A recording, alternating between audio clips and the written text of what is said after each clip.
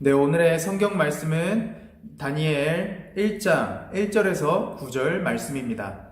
우리 다 같이 봉독하도록 하겠습니다. 시작. 유다 왕 여호야김이 다스린 지 3년이 되는 해에 바벨론 왕 느부갓네살이 예루살렘에 이르러 성을 에워쌌더니 주께서 유다 왕 여호야김과 하나님의 전 그릇 얼마를 그의 손에 넘기심에 그가 그것을 가지고 신할 땅 자기 신들의 신전에 가져다가 그 신들의 보물 창고에 두었더라. 왕이 황관장 아스부나스에게 말하여 이스라엘 자손 중에서 왕족과 귀족 몇 사람 곧 흠이 없고 용모가 아름다우며 모든 지혜를 통찰하며 지식에 통달하며 학문에 익숙하여 왕궁에 설만한 소년을 데려오게 하였고 그들에게 갈대아 사람의 학문과 언어를 가르치게 하였고 또 왕이 지정하여 그들에게 왕의 음식과 그가 마시는 포도주에서 날마다 쓸 것을 주어 3년을 기르게 하였으니 그 후에 그들은 왕 앞에 서게 될 것이더라. 그들 가운데는 유다 자손 곧 다니엘과 하나냐와 미사엘과 아셀가 있었더니 황관장이 그들의 이름을 고쳐 다니엘은 벨드사살이라 하고 하나냐는 사드락이라 하고 미사엘은 메삭이라 하고 아사랴는 아벳느고라 하였더라. 다니엘은 뜻을 정하여 왕의 음식과 그가 마시는 포도주로 자기를 더럽히지 아니하리라 하고 자기를 더럽히지 아니하도록 황관장에게 구하니 하나님이 다니엘로 하여금 황관장에게 은혜와 긍휼을 얻게 하신지라. 아멘. 네, 오늘의 말씀은 그리스도인, 세상과는 다른 독특한 공동체라는 제목으로 여러분들과 함께 말씀을 나누도록 하겠습니다. 공리주의란 말을 혹시 여러분들 들어보셨나요? 이것은 최대 다수의 최대 행복이라고 바꿔서 말을 할 수도 있는데 영국의 사상가 밴딩이 주장한 도덕적 행위의 가치 기준으로서 가장 많은 사람에게 가장 큰 행복을 주는 행위가 선이라고 말하는 것입니다. 비록 이 공리주의라는 사상을 비판하는 자들이 있기는 하지만 최대 다수의 최대 행복이 곧 선이라는 가치 판단의 기준은 여전히 우리의 생활의 모든 방면에 영향을 미치고 있습니다.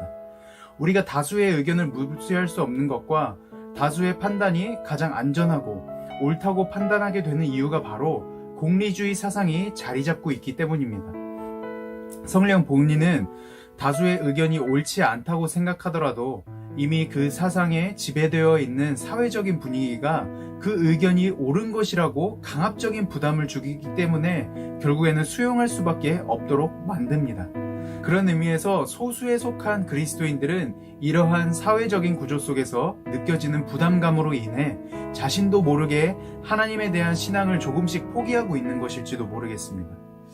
오늘 본문 말씀이 이와 아주 비슷한 내용을 담고 있다고 저는 그렇게 생각을 하고 있습니다. 다니엘은 다니엘서를 기록할 때 가장 먼저 다루는 것은 바벨론이 유다의 왕족과 귀족들을 포로로 데려가는 내용입니다. 이스라엘 유다 지파는 남 부럽지 않은 힘과 부를 소유하고 있던 나라였지만 하나님께 거역하는 일을 반복함으로써 결국에는 이방 나라의 포로로 잡혀가게 되는 치욕을 경험하게 됩니다.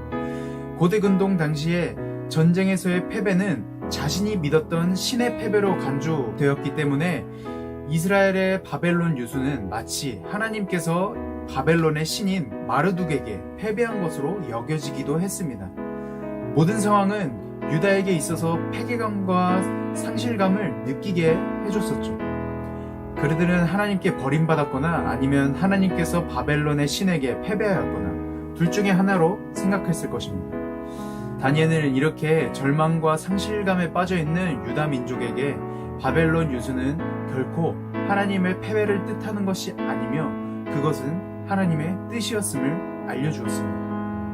그것은 오늘의 본문 말씀 2절 말씀에 있는 이 주께서라고 기록된 것만 보아도 알 수가 있는데요.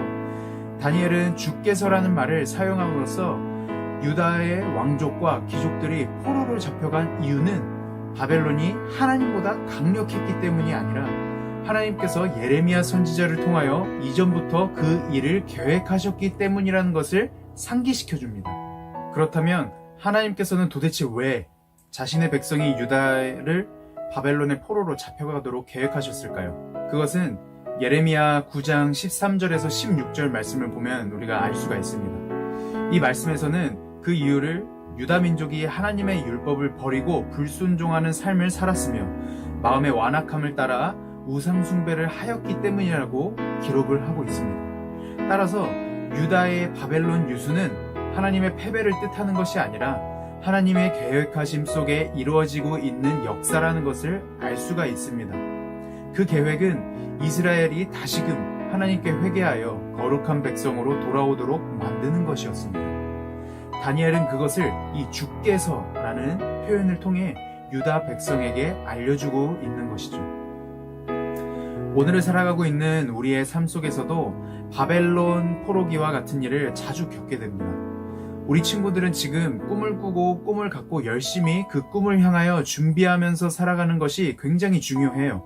그러나 전도사님은 여러분들이 이 한 가지 사실만큼은 기억하면서 살아갔으면 좋겠어요. 그것이 무엇이냐면 사회적 구조는 이미 그리스도인들로 하여금 순탄한 신앙생활을 하는 것을 방해하고 있다는 것입니다. 이것에 대해서 한 가지 예화를 한번 들어볼게요. 여러분들 회 좋아하나요? 전도사님은 어렸을 적에 회를 별로 좋아하지는 않았어요. 그래서 초밥 같은 것도 왜 먹는지 이해가 되지 않았었거든요. 그런데 나이가 들면 들수록 입맛이 바뀌어서 그런가 요즘에는 이 초밥을 먹으러 가자는 얘기만 들으면 아주 심장이 막 콩탕콩탕 빨리 뜁니다. 빨리 먹고 싶어서 그렇게 뛰는 것 같아요. 그래서 모든 초밥 같은 걸 시키면 저는 언제나 이 맛이 강한 장어나 간장새우 같은 것들을 좋아하기 때문에 그런 것들 먼저 집어서 먹고 양념이 쳐져 있지 않은 그냥 일반 회초밥은 그냥 나중에 먹습니다. 얼마 전에도 초밥집에서 그렇게 먹었었어요. 그런데 같이 먹고 있던 친구가 저보고 야 너는 초밥을 먹을 줄 모르는구나 라고 이렇게 말을 하더라고요. 왜인가 들어보니까 모듬 초밥을 시키면 먼저는 양념이 묻어있지 않은 일반 회초밥 먼저 먹고 그 다음에 순차적으로 맛이 강한 것들을 먹어야 제대로 먹는 것이라고 그렇게 하더라고요. 그 얘기를 듣고 초밥이 배열되어 있는 그 순서를 보니까 그렇게 먹으라는 것처럼 맛이 약한 것부터 강한 순서대로 이렇게 하나씩 배열이 되어 있던 것입니다. 그게 왜 그렇게 먹는지에 대해서 전사님이 한 번 더 물어보니까 처음부터 양념이 센 것을 먹으면 나중에 일반 회초밥을 먹을 때 맛을 못 느끼기 때문이라고 그렇게 알려주더라고요. 이 사회적인 구조도 이와 비슷하다고 생각을 합니다. 사람들의 경험이라는 것은 삶에 큰 영향을 미치기 때문에 우리가 이전에 경험했던 것보다 나중에 경험한 것이 더 좋은 것이라고 판단이 되면 이전에 경험하고 누렸던 삶으로 다시 돌아가기가 쉽지가 않습니다. 쉽게 말해서 이 모든 초밥을 먹는 것처럼 처음에는 아무것도 느껴지지 않는 회초밥을 먹을 때는 그게 싱거운 맛인지 몰랐지만 나중에 양념 맛이 강하게 묻어있는 초밥을 먹고 나면 일반 회초밥이 싱거워서 안 먹는 것처럼 말이죠. 사람들은 이 맛을 알아버렸어요. 그래서 사회적인 구조는 조금 더 나은 세상, 조금 더 나은 삶을 살아내기 위한 구조로 짜여 있습니다. 그래서 가끔은 우리로 하여금 주말에 교회를 가는 것보다 그 시간에 공부를 조금 더 하던가 아니면 일을 조금 더 해서 더 나은 삶을 살기 위해 준비하라고 그렇게 말을 하죠.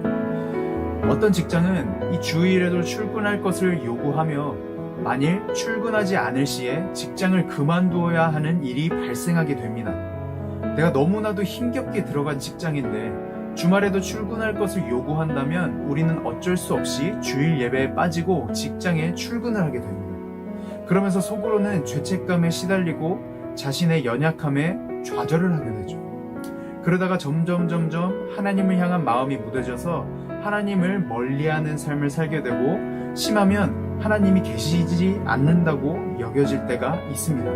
물론 아닐 때도 있겠죠. 하지만 정말로 그럴까요?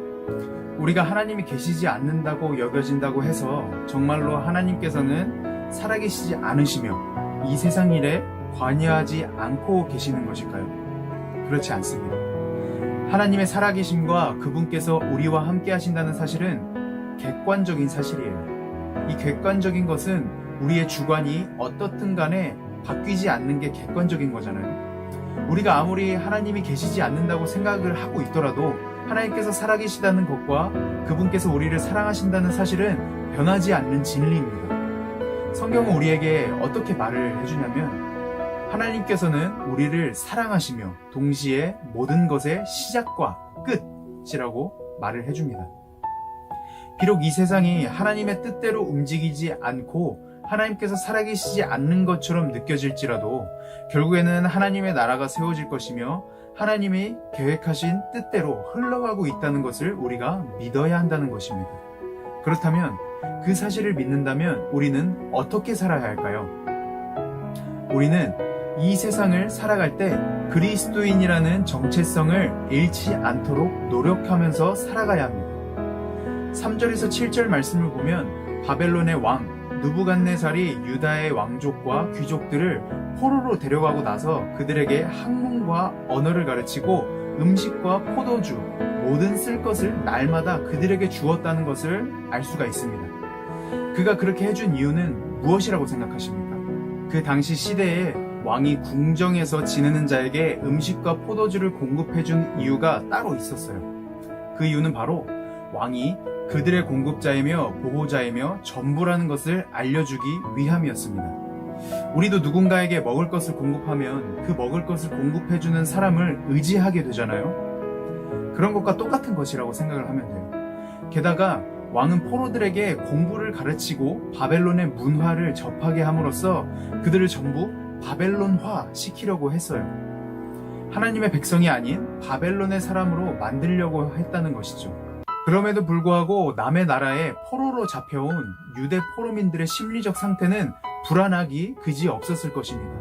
왜냐하면 그 사람들은 우물 안의 개구리처럼 자기들은 하나님의 선민으로서 최고라고 생각하고 살았기 때문이에요.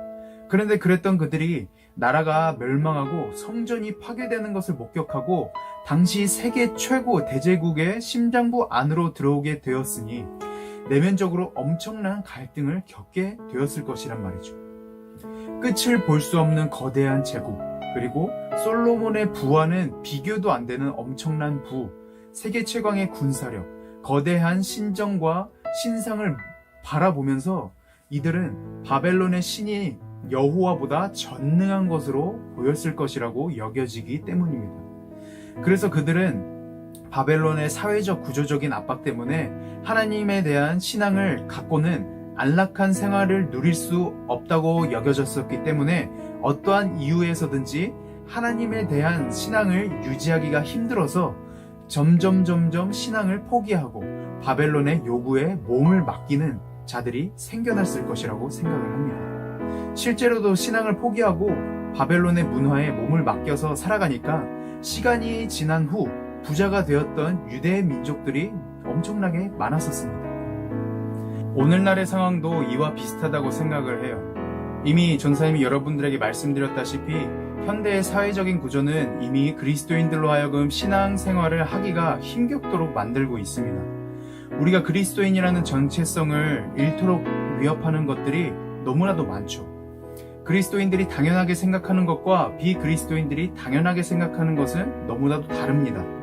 혼전순결, 원수를 사랑하는 것, 그리고 용서하는 것은 비그리스도인들에게 있어서 지키지 않아도 되는 것들입니다. 하지만 하나님을 믿는 그리스도인들에게는 어떻습니까?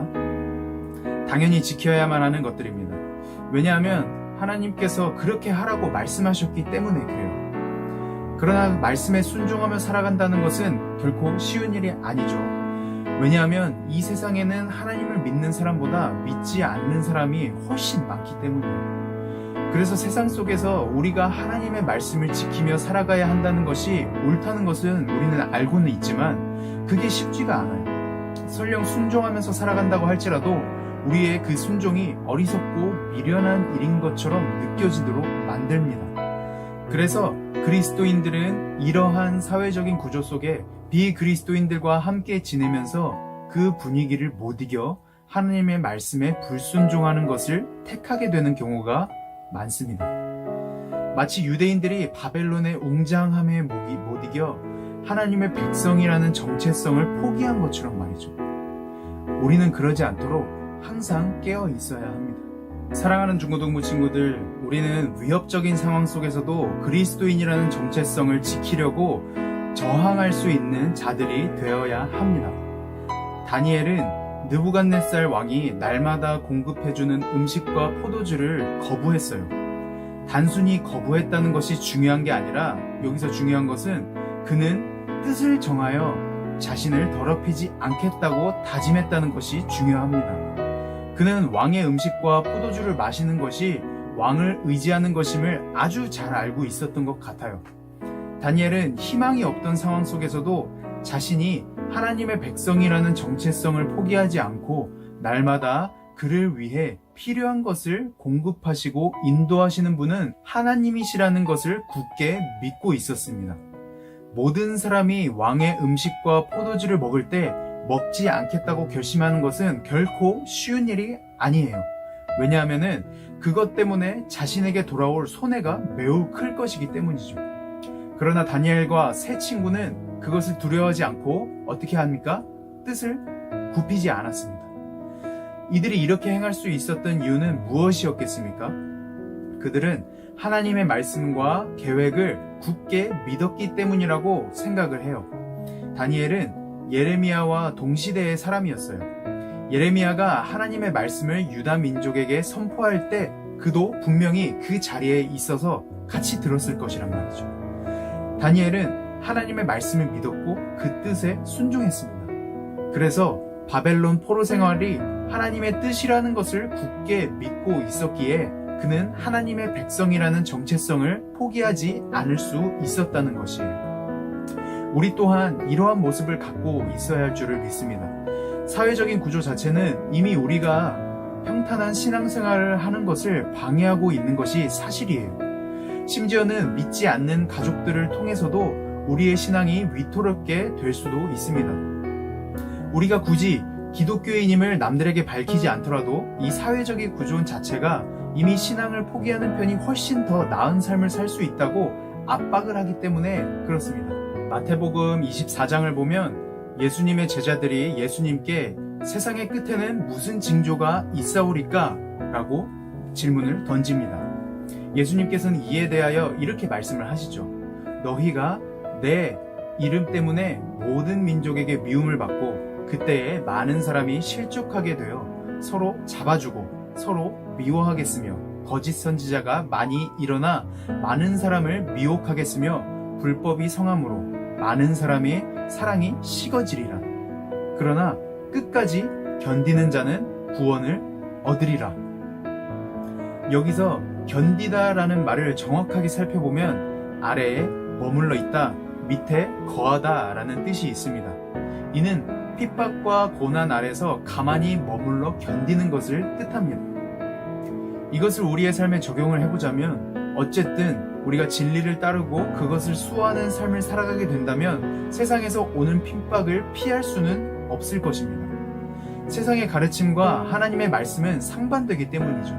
원수를 사랑한다던가 오른쪽 뺨을 치면 왼쪽 뺨도 돌려주라 라는 말씀처럼 말이에요. 이것은 하나님께서 우리에게 너무나도 가혹한 일에 우리 방치를 해두는 것이 아닌가 라는 의문점을 갖게 할 수도 있습니다. 바벨론 포로로 잡혀갔던 유대인들도 아마 그렇게 생각했을 것이라고 생각을 해요. 바벨론에서는 우상을 숭배할 것을 요구하고 만일 그렇지 않으면 목숨이 위험해질 것이고 사회에서 따돌림 당할 것이 분명했는데도 하나님께서는 계속해서 자신의 백성들에게 내가 거룩한 것 같이 너희도 거룩하라 라고 말씀을 하십니다. 그래서 끝까지 거룩하기 위해 애를 쓰고 노력했음에도 불구하고 그러면 그럴수록 사회에서 자신의 위치는 낮아지기만 하는 것 같고 소외받는 것 같기만 하고 노론거리가 되기만 했습니다. 그래서 하나님께서 예레미야 선지자를 통하여 약속하신 이 바벨론에서의 포로 생활의 해방을 믿는 자들도 분명히 있었기는 하겠지만 정작 자신의 앞에 놓여있는 이 거대한 바벨론이 이미 이스라엘을 무너뜨리고 승리했던 바벨론이 과연 하나님의 뜻처럼 멸망하게 될까라는 의심을 갖게 되었을 것이란 말입니다. 바벨론의 이 거대함과 웅장함을 보면 볼수록 하나님의 말씀이 이루어질 것이라는 기대치가 하나씩 낮아졌을 것입니다.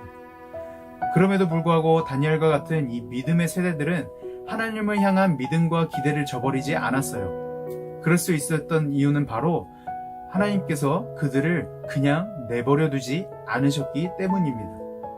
하나님께서는 그들의 기도를 통해 마음의 평안함과 안정감을 허락해 주셨고 은혜를 베풀어 주심으로써 눈물로 침상을 띄우고 버틸 수 있는 힘을 허락해 주셨다는 것이죠.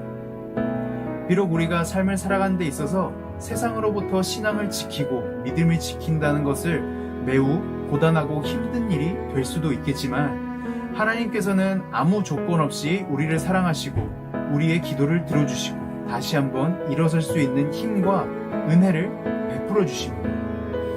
하나님이 계시지 않는 것 같을 때에도 하나님께서는 여전히 우리와 함께 해주신다는 것이죠.